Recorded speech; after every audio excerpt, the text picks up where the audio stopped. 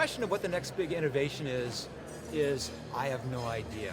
And that's what's so exciting about innovation, is that you really don't know what the next big thing is. So being good at innovation does not mean predicting it accurately, it means being ready for whatever might come.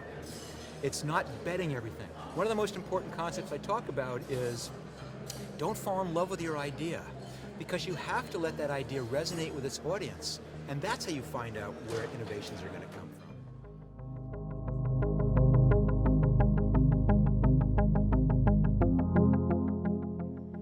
Well, I think the fact that persistence takes work is almost an obvious one. That nothing comes easy.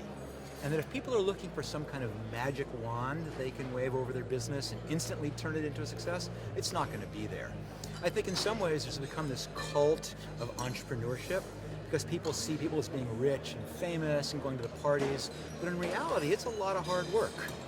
And the thing is, you have to love what you're doing because you're going to spend a lot of time in the trenches making these things happen.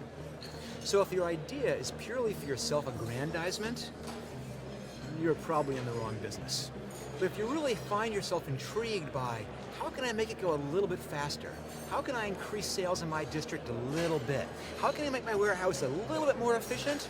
There's always room for those kind of innovations. And the last thing I'll say about persistence is that you don't need to move the world.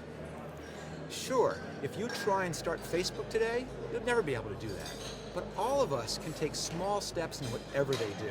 And that's as effective, in some ways more effective, than swinging for the stars.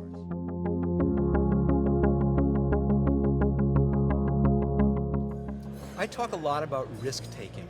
And I think that might be the wrong choice of a word because risk-taking is scary.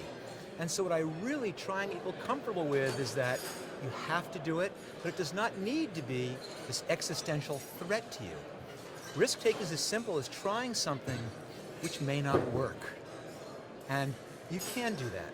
The other thing I want people to understand is that risk-taking is cultural. It is not something which is only your responsibility. You have to make risk-taking culturally acceptable to your entire organization. If you cannot assign something to someone and say, I want you to take a chance on this, but then punish them if they don't achieve something. We have to be willing to fail in order to try.